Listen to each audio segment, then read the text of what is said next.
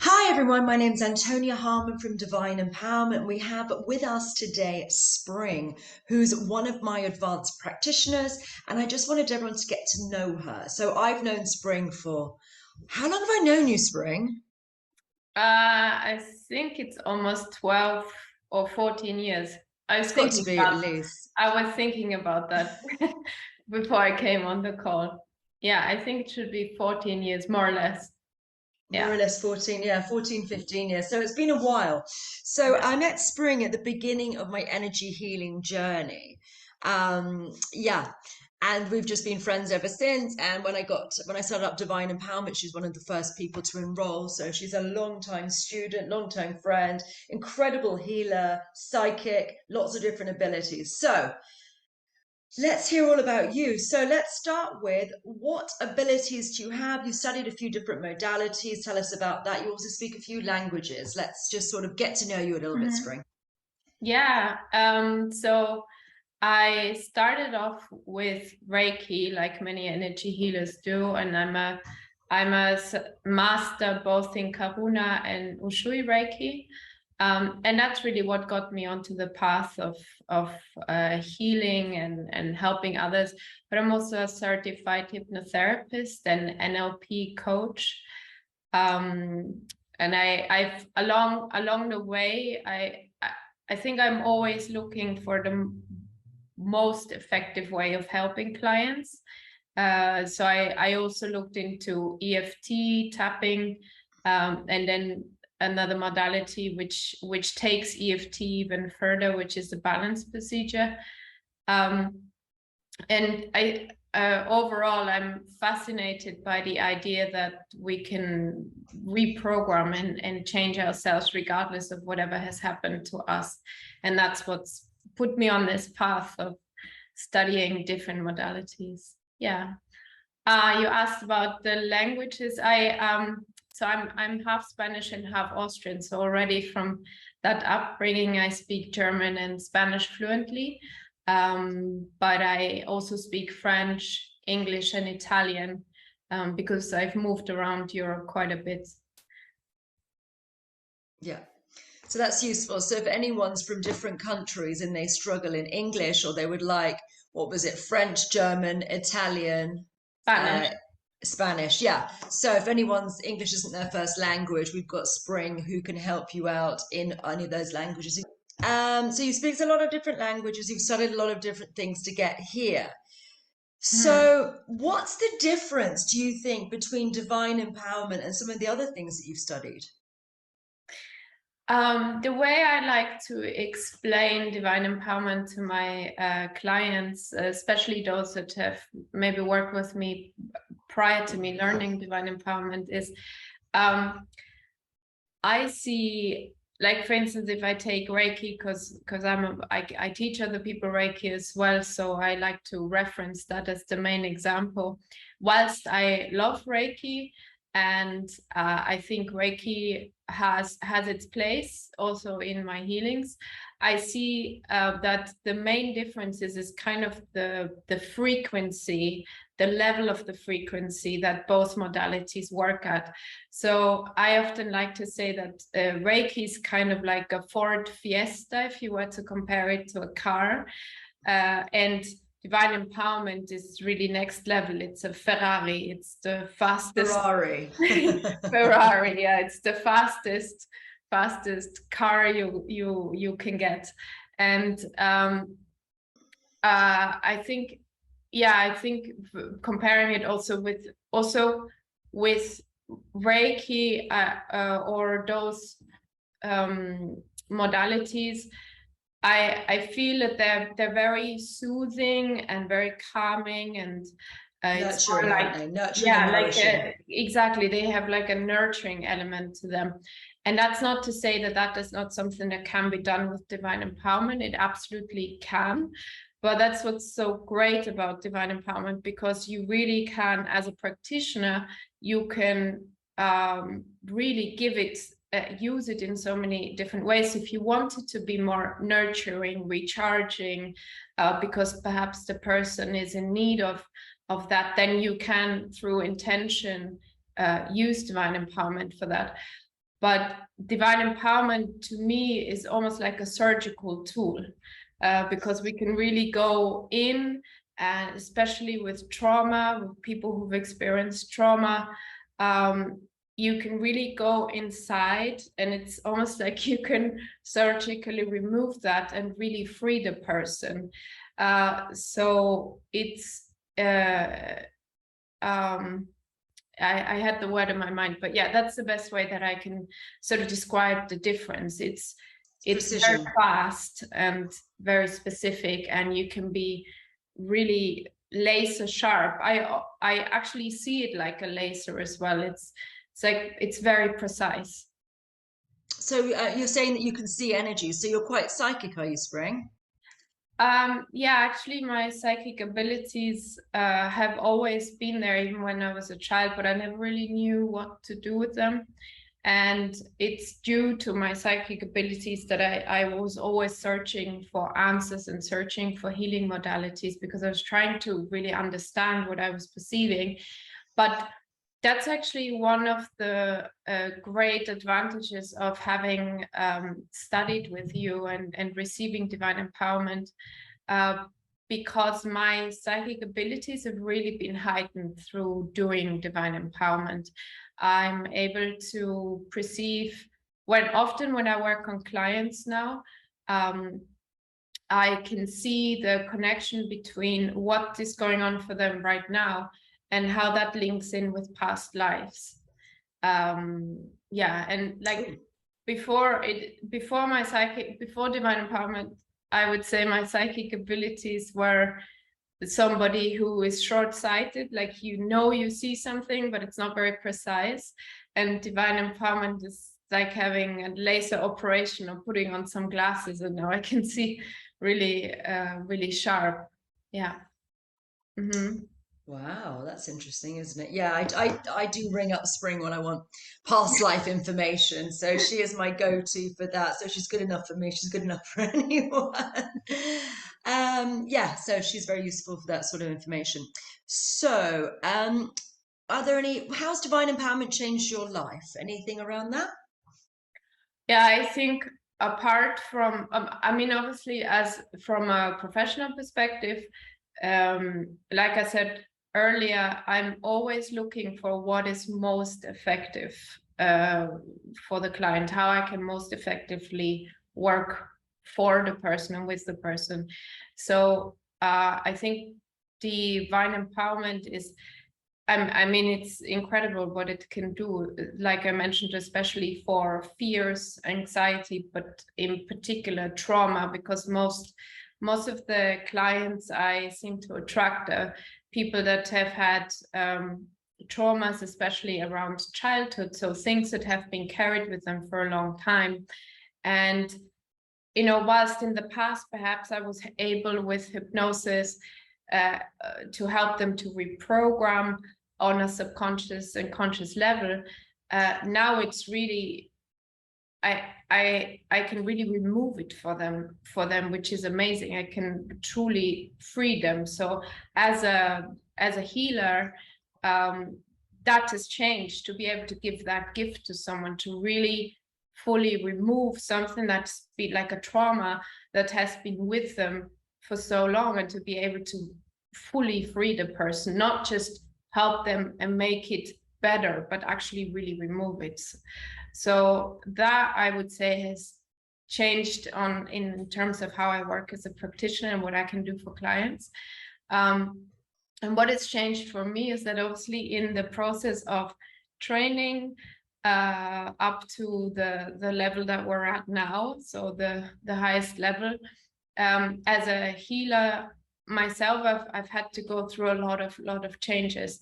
And one of the things that I think really blew my mind was I had an underactive thyroid. I started having this problem after giving birth to my daughter, and I tried all sorts of things. Normal medication, I tried alternative plant-based medication, and other healing modalities, but it wasn't moving. And I think it was for a period of 9 months during the training, um, I don't know which level it was, but during that time I kept doing swaps with another divine empowerment student on a weekly basis, and now my thyroid is back to normal, and That's amazing. that's made a huge, obviously huge difference, because I don't need to take medication anymore, but also my energy levels are up.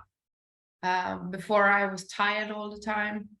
And I think also on a emotional, psychological level, I myself have experienced childhood trauma in childhood, which was quite severe. And even though I'd had a lot of healing done on myself, there were certain things that just were still haunting me. And again, I feel, compared to how I was before I studied divine empowerment, I truly feel healed. My energy levels are up, and I'm more able to be present in my life, because I don't have those old emotions or those things that were haunting me. They're not with me anymore. So That's yeah. beautiful. Yeah, because trauma can pull you out of the present moment, Mm. can't it? If Yeah. you're sitting there and then suddenly you remember something awful that happened, you get triggered, something relates, you can really get pulled into something and then become quite erratic and emotional and unstable and unhappy. So Yeah. without those things haunting you from the past, you can really be free, and you can be, free to be who you truly are, which is normally an amazing person. I think everyone's really an amazing person. They've just got a load of Yeah. trauma which prevents them from really shining and being Mhm. who they are.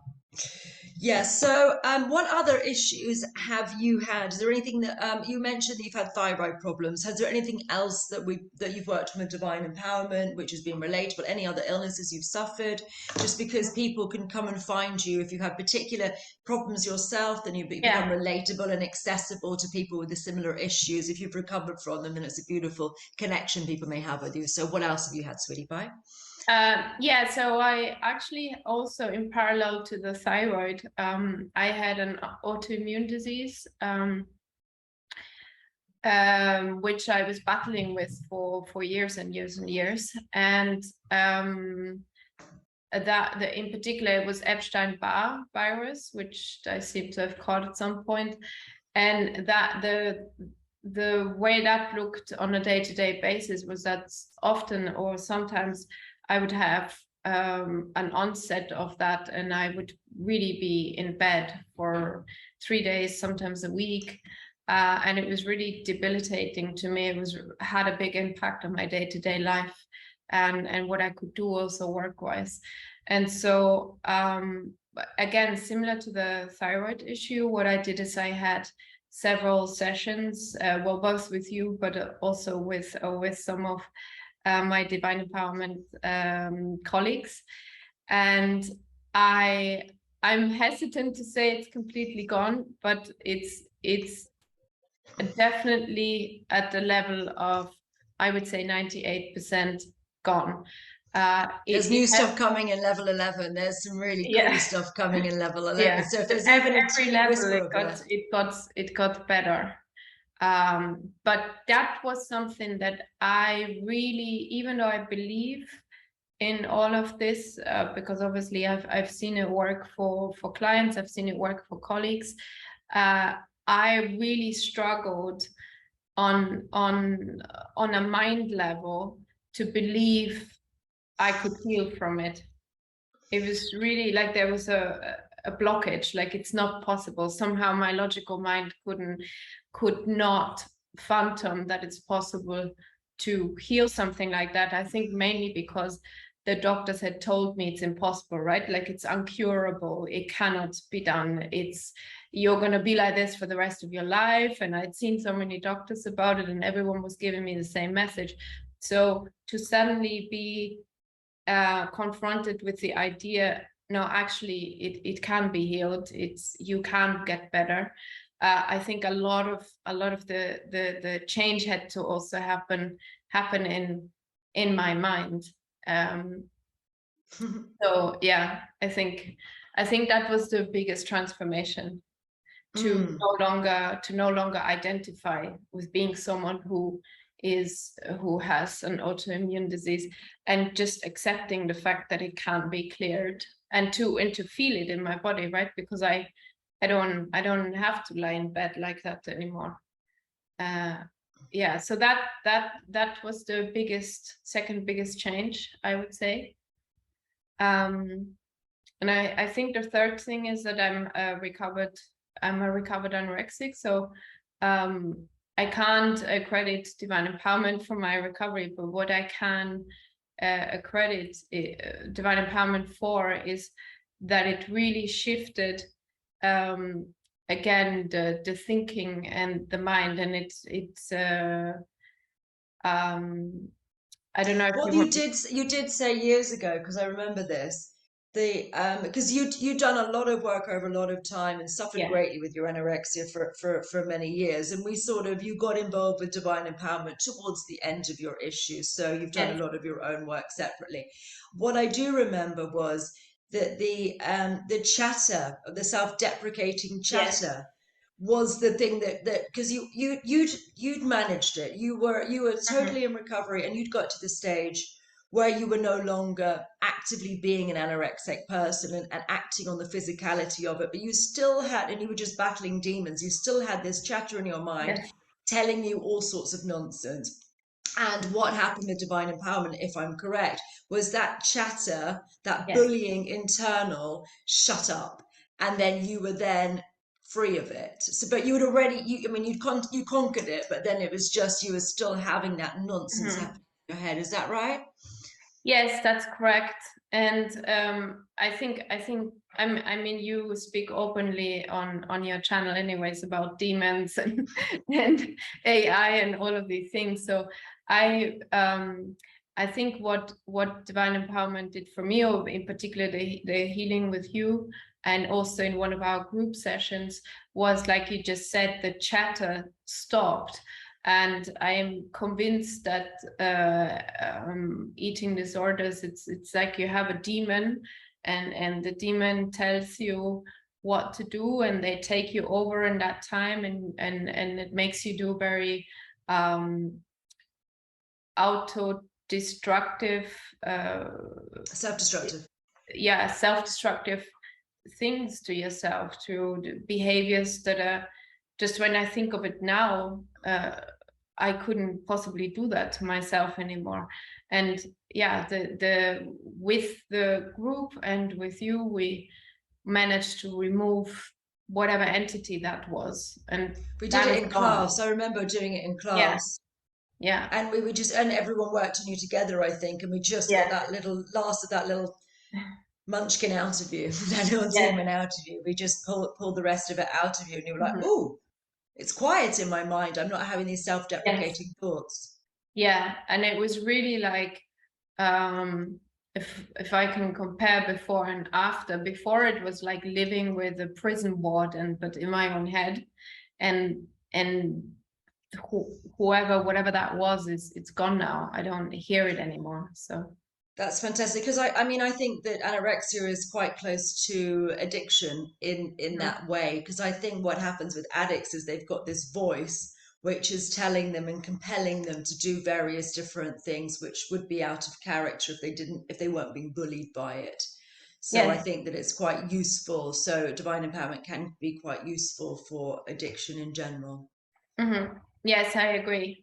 I think it needs to be like in my case, you have to have a whole structure around you, and you have to have already worked on yourself in many ways. But I think it's like with the trauma, it's that final going in with the precise tool that divine empowerment is, and really freeing the person from whatever that is. Yeah.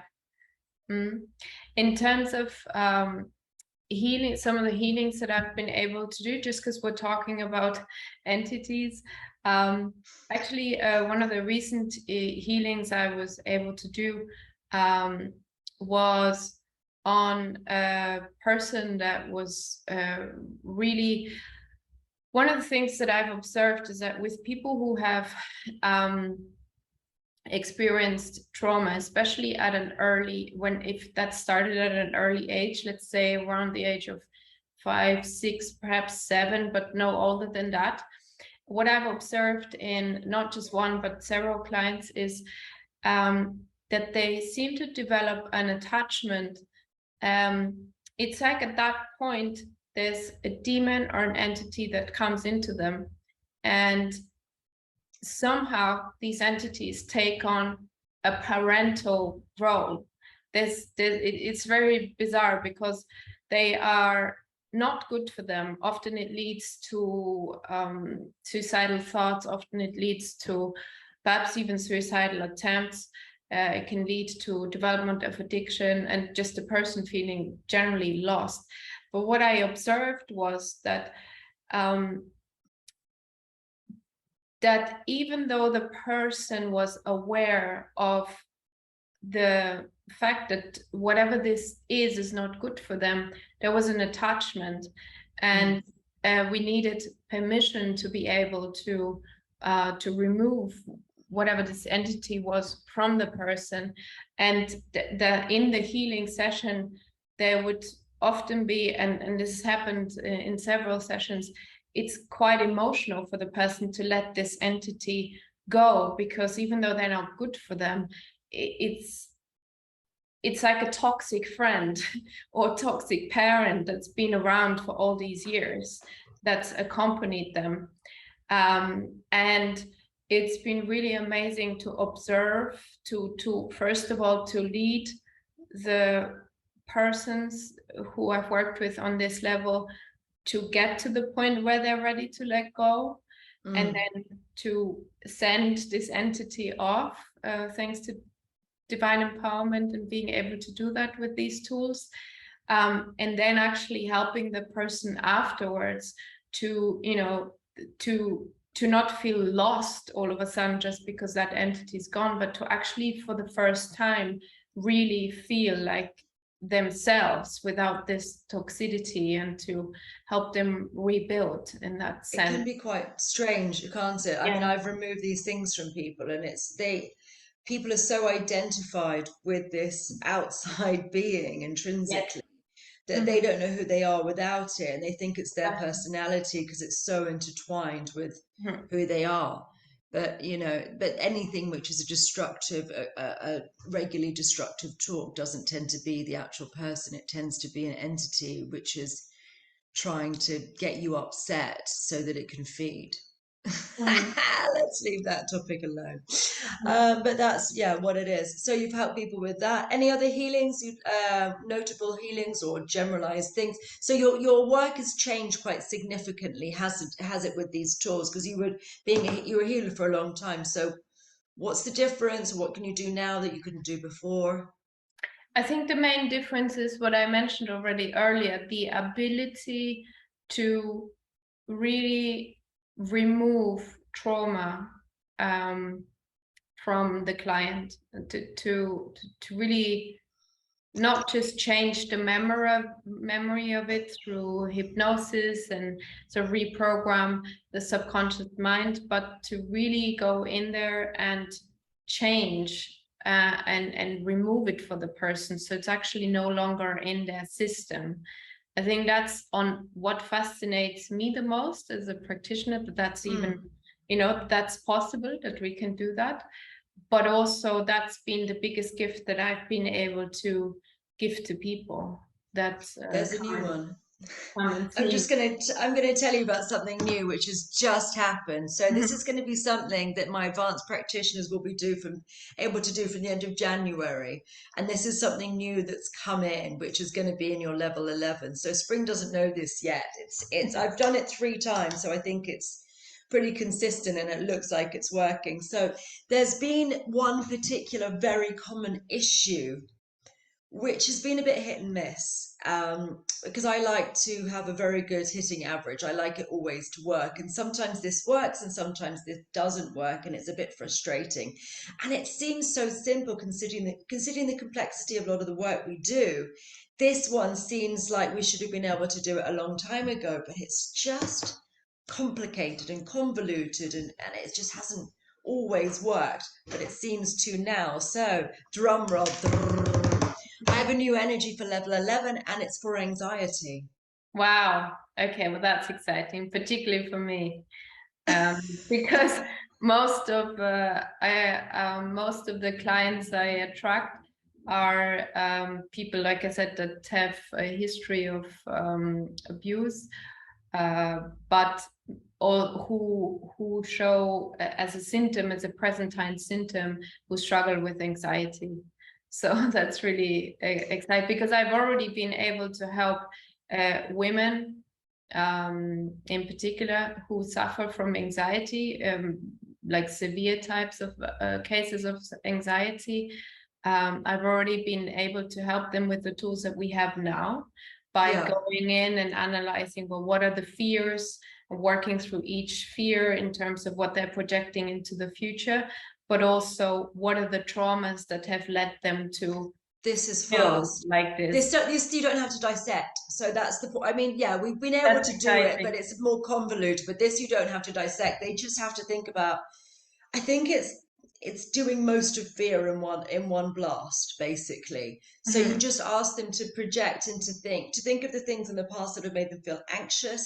And once they've done that, it's to think about the future things that would be Scary. gut-wrenchingly anxious making, Mm-hmm. and dissolve that, and then they can't, then they think of it, nothing happens. And then I've worked on, it's new, so I've only done 3 people, but the 3 people I've done it on have been completely blown away. And one of them had a social anxiety, well, actually 2 of them at least had social anxiety. One of them only did last night, so I haven't got the results yet. It's been Okay. less than 24 hours. The other 2 have been put into situations which would normally cause them to be anxious, like social anxiety, and Yeah. being in very busy environments, which would normally make them quite stressed out. And their anxiety isn't there anymore, and they're really having to reframe their life, because it's odd, because they're going to these events and they're like, oh, what? Normally I'd be anxious. Normally this would be Yeah. affecting me. Normally this would be something weird for me. And that's just not happening.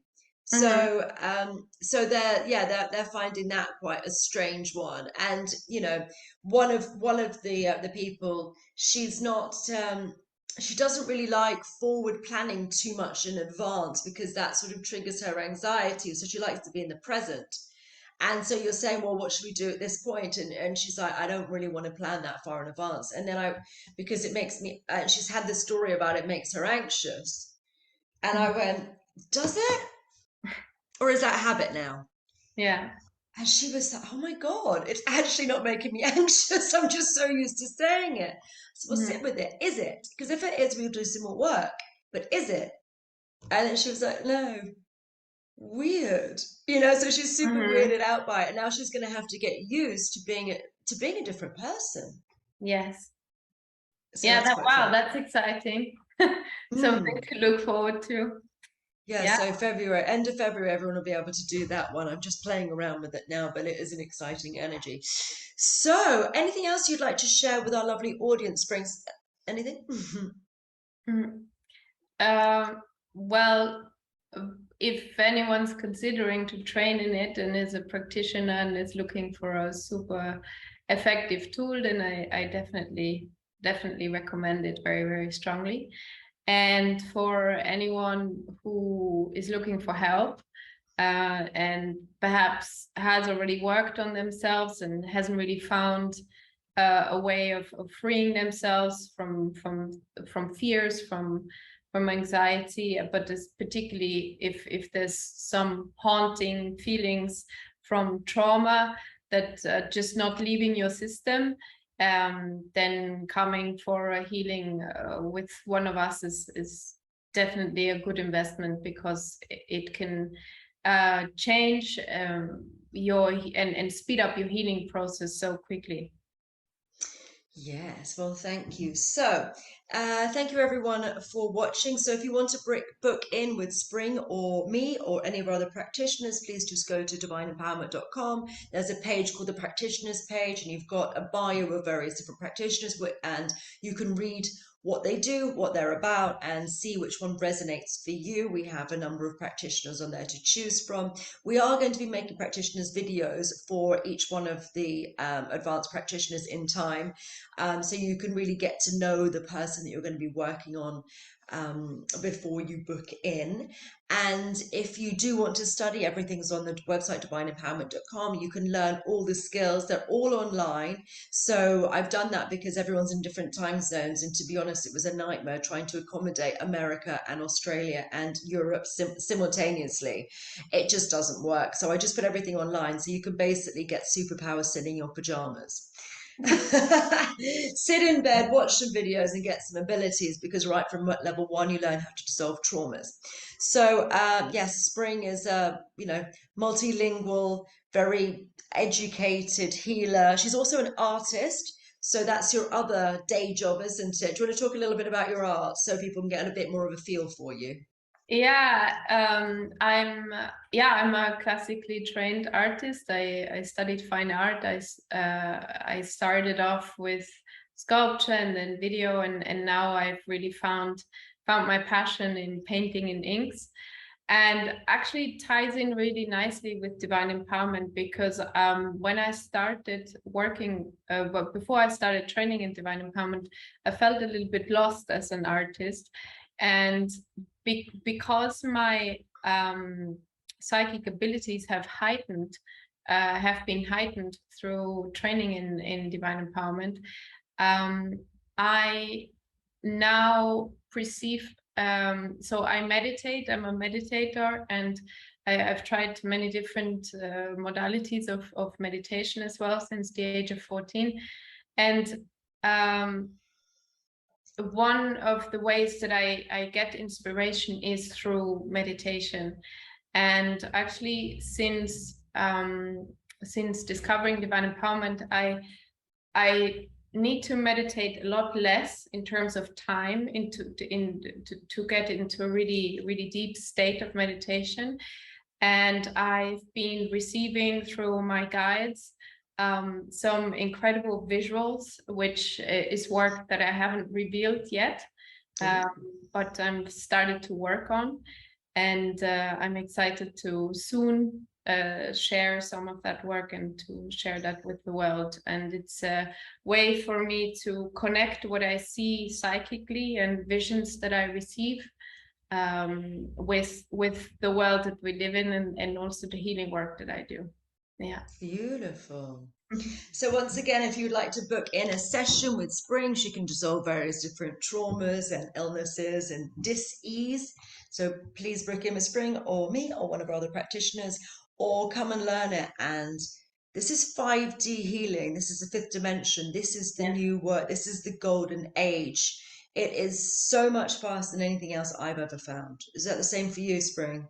Yes, for sure. That's why I call it the Ferrari. It's really Yeah. something else. It's outworldly, I would say. It's really incredible what we can do in a very short amount of time.